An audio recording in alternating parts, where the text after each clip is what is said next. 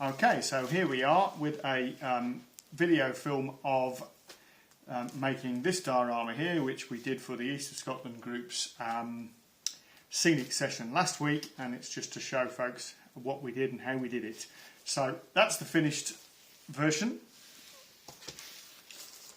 This is what we started with. So that's a plywood piece of ply offcut with a bit of landform put on in the form of some Screwfix powdered filler mixed with a brown grout, tile grout, that gives it this sort of colour that will be brown all the way through it.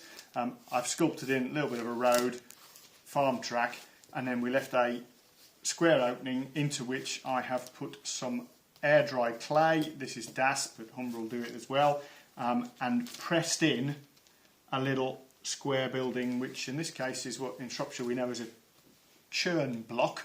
It was a little block that sat on the end of the farm track for milk churns, and that goes in there and just shows you how I always press my buildings into something rather than leave them sat on top of the landform with a little unbelievable gap underneath them. So that's what we've started with. I'm just going to show you how we move on from there. So the first stage is to get some paint on these various colours. So these are all acrylics, raw umber to start with, and I'm going to just whack some on there. I'm using it neat because I'm going to stick some grout to it shortly. So effectively what I want to do is get some texture onto the road and some colour over this orange air drying clay so that it looks a little bit better. So hopefully you can see what's happening there. And then we'll get a bit of white to lighten it in.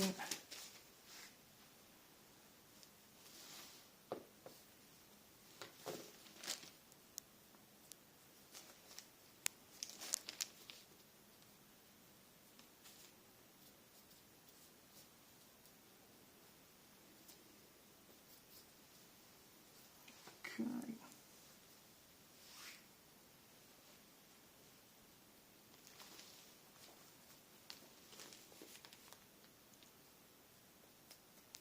As usual, it's about observing what you see and trying to mimic it. Okay, a little bit of yellow to give it a bit of colour.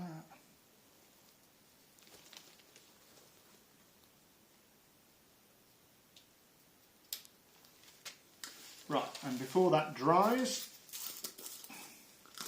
all I'm going to do is sprinkle on it to get some texture out of it.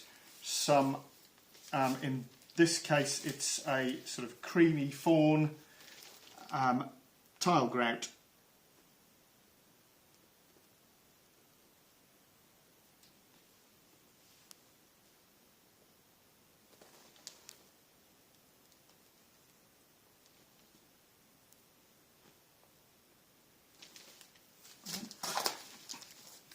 Okay, and then we're going to get a bit more colour and bits and pieces on the farm track. So there are various products that help us do that. Warworld Scenic's dry mud, in this case, comes in various colours. That's the dark brown, and that's the light brown, and I actually like the mixture of the two. So I tend to take some light and some dark and mix it up to give us a mid-brown.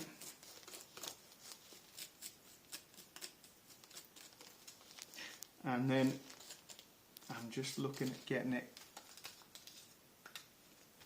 in the various crevices of the farm track.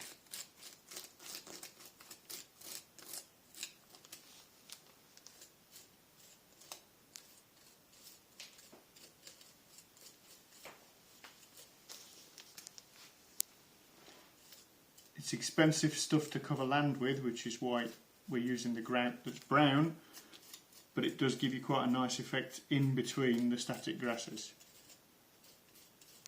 So it's one of those use minimally.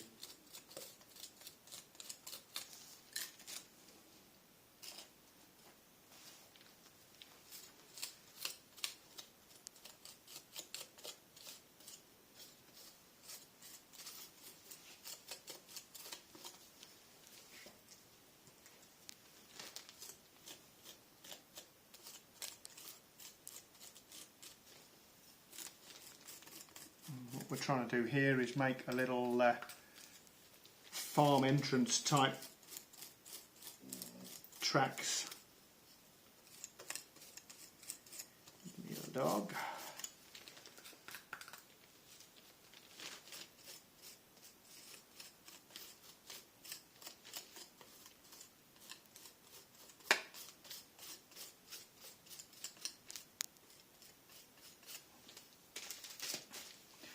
So other ways of doing the same thing, using some paint.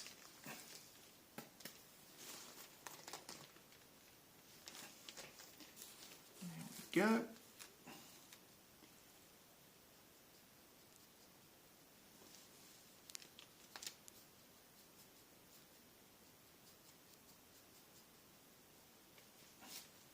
And again, if you want texture, that can be done with, in this case it's a brown grout rather than a cream grout.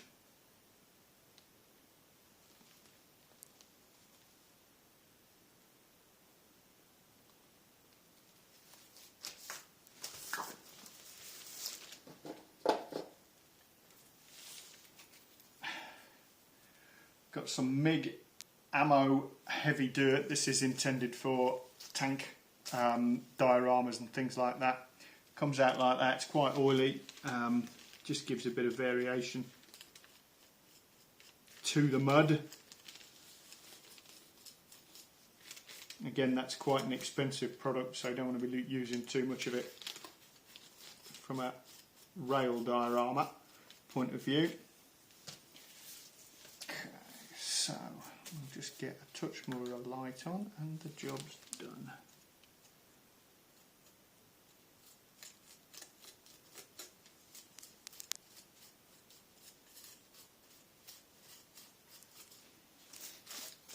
Okay.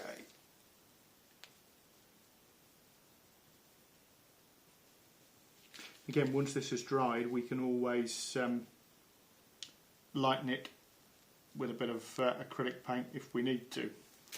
Okay, so last thing, I'm going to get some of the dark mud in the drainage ditches and around the drainage ditches where they would have had quite a soggy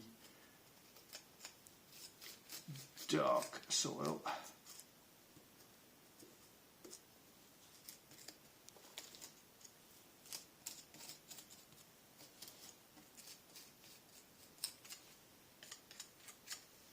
Okay, and just a touch of the light on the brush just to give it a bit of variation.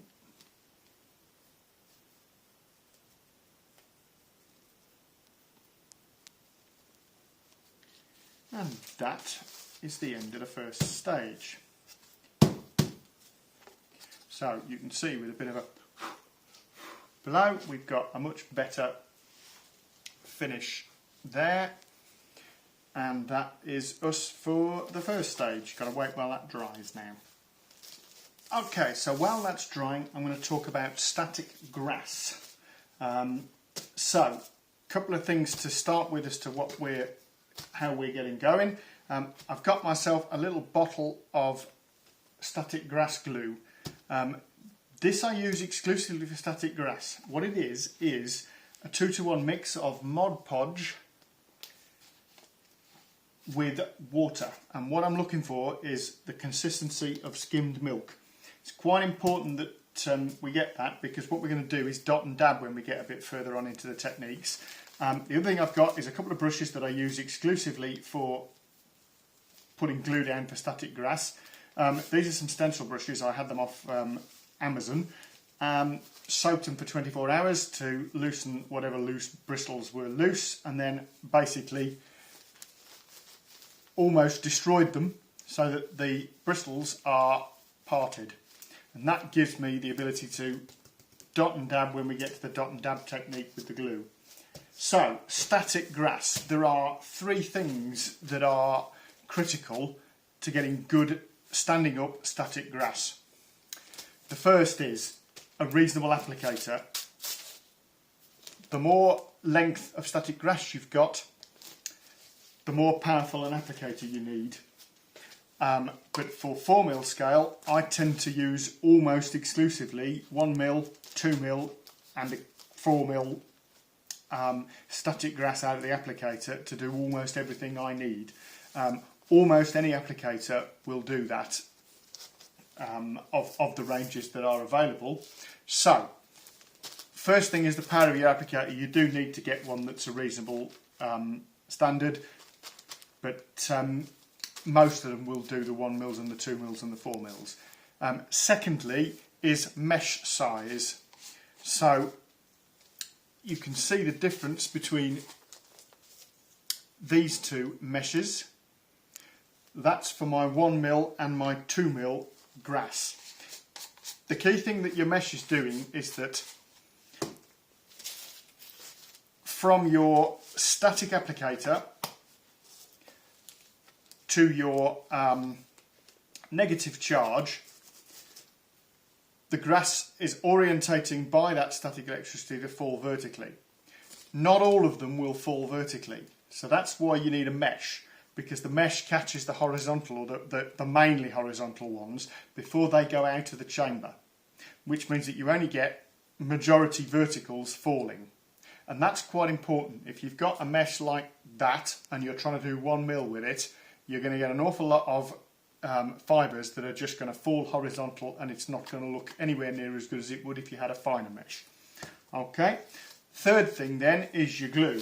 The important thing, this is where we come back to my mix, is that you want a glue that's going to stay tacky reasonably long so that you can get across a reasonable area with your static grass, but most importantly it's a glue that does not form a hard skin quickly. So your quick setting wood glues, PVA, not a good idea, because they will form a hard skin and then the static grass simply can't pierce it. What you want is something that's going to stay homogeneous without a skin, that will then allow the individual fibres to pierce and then get held. Okay, so best thing I found is, as I say, it's a 2-to-1 Mod Podge to water, and it's Mod Podge matte. But there are various PVAs that will do the same job, provided they're not quick set wood glue type, but it's really a case of experiment, find the one you're most comfortable with. And the final thing to say before I start static grassing is the idea that you've got to pin your crocodile clip into your scenery or even attach it to a rail or whatever is a myth. All I'm doing here is I've got it actually attached to a bit of rail, but that rail's just sitting under my diorama, and that'll be enough to create the change in charge that makes the grass fall vertically. So let's get going with it. Basically, all I'm going to do first off is a quick layering technique. The guys at War World Scenics are very good at showing you this. They sort of started this really, but this is Martin's technique for that, and that I've sort of taken on board because it's quick and relatively straightforward. So all I'm going to do is plonk a layer of grass on this area that we want to do with this technique. Okay. And actually this bit's going to be verged, so it doesn't really matter too much if it's a complete mess. But right, so you see we've got a reasonable coating on there. In here I've got some 1mm fibres. It's a mix of, I hope you can see that, it's a mix of War World Scenics Dead and a little bit of Winter and a little bit of Summer, but it's all 1mm fibres. And all I'm going to do is lay down a layer of that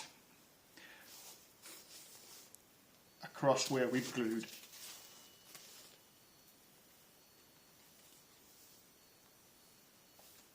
Okay, so there we go.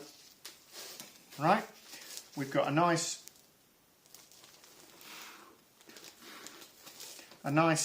bit of glue in there. I'm going to use my little brush and just dig out the grass from the mud, just in case, because we don't really want it sticking right in the mud. But obviously if I'd got a bit more time, we would have let that glue dry completely, but this is a quick one, so... And again, I'm not worried about getting all of it out, because you find little clumps of grass in the middle of little lanes like this, so it's all good. But right, so before this has dried completely, I'm now going to destroy it with my fingers. And all I'm going to do, and how much of this you do, will give you either a very textured surface or a not textured surface. Okay, so basically what I'm doing is just clumping up little bits of it like that. Looks appalling, absolutely awful, and at this point you go, oh my life, what on earth have I done? But don't worry, because we're going to cover it over and it'll look a bit better very quickly.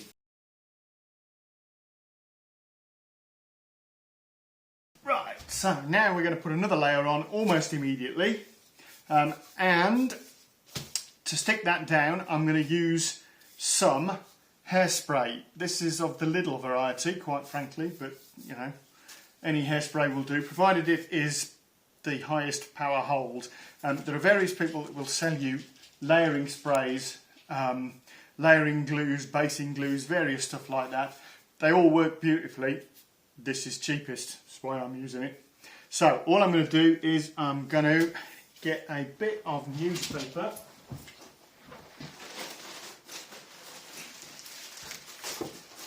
And I'm going to use my newspaper as a mask so I don't spray hairspray all over our nice road and track and other bits of the scene. So I'm just going to mask myself off a little L shape like that.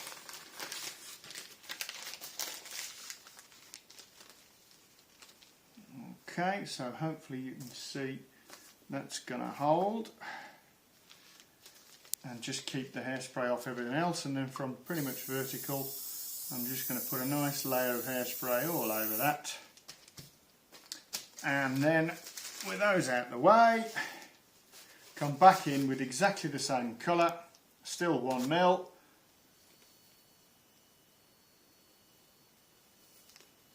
Okay, so straight away you can see we've got texture there, because if you look at any piece of grass, unless it's a bowling rink, it's not flat. Okay, so a bit more stuck on the track, so we'll just get rid of a little bit of that.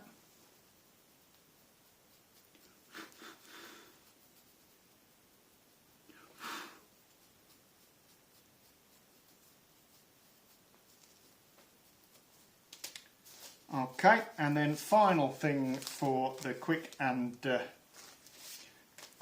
easy technique is mask it up again. And again, no delay here, can all go, can all go wet on wet. More hairspray, and before we do that, we'll switch to, in here I've got some bog standard 2mm War World Scenics Summer Green, which I have toned down with some of their winter 2mm, both of those are 2mm statics.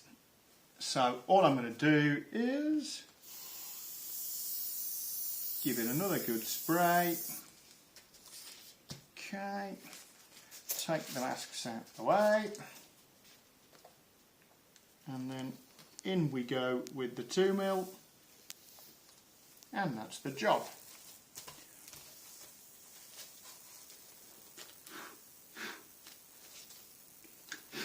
So again, we'll just clean out the ruts just to make absolutely sure, and there we have a bit of verge.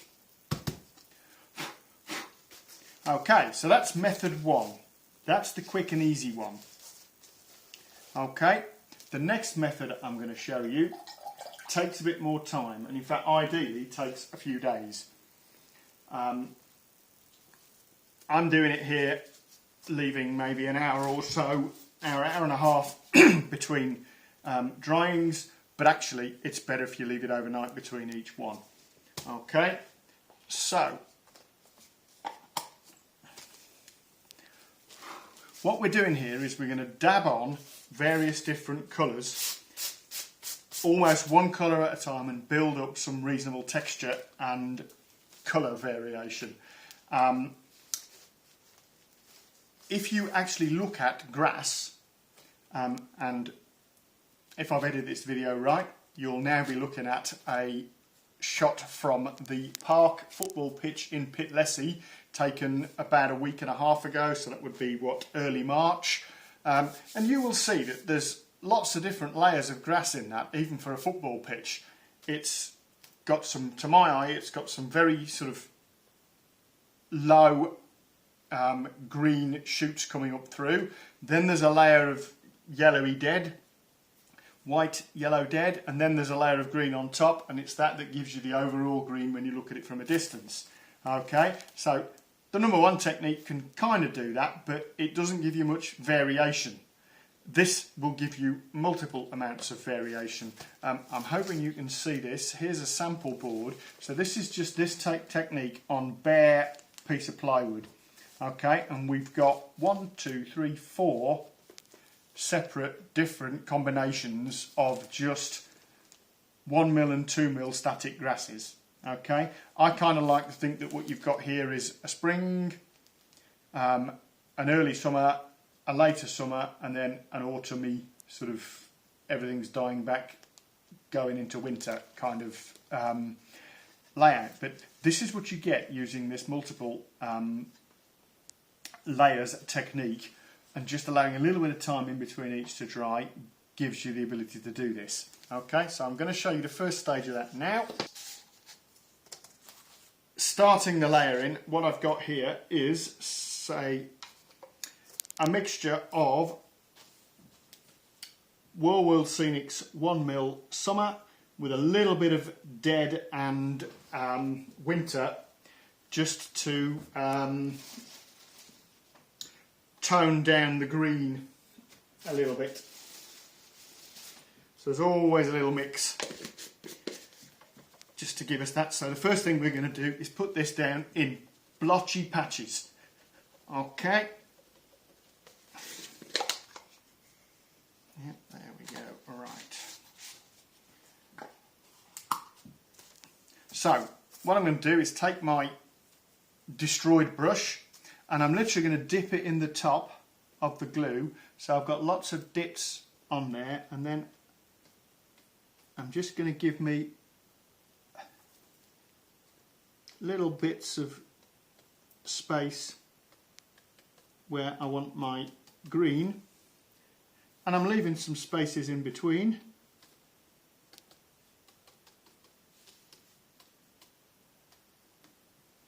So that we've got some patches that are not so covered. I'm going to put a few spots in here as well. So middle of the track and outside of the track.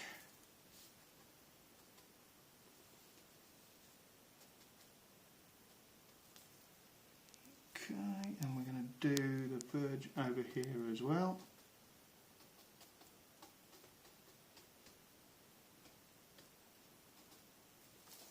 Okay, that should do us. So, again, nice and quick.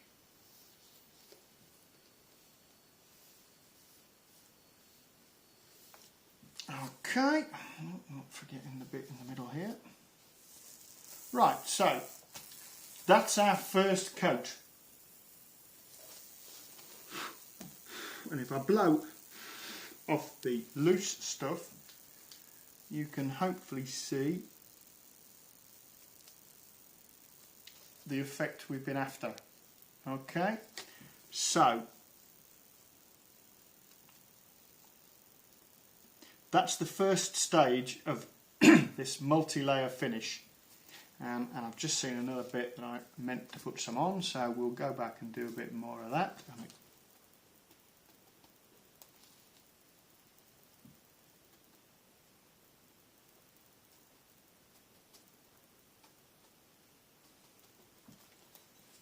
Okay, so we'll add a little bit in there.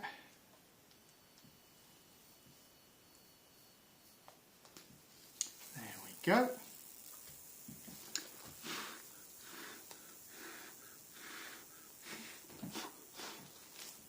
And just clean out those ruts again. As I say, in an ideal world you let that dry, but we don't got time for that.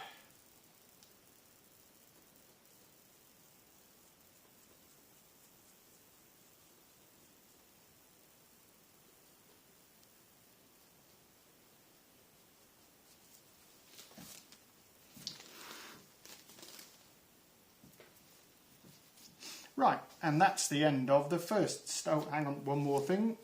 I'm just going to get a little bit more grass on here, because what I'm going to do here, this is a bit of sheep pasture, and that is relatively consistent because the sheep graze it down to a level. So just to show you the difference really between the verge and this, all I'm going to do here is exactly that same sort of base mix, mainly 1 mil summer, but with a bit of winter and dead in just to tone it down a touch.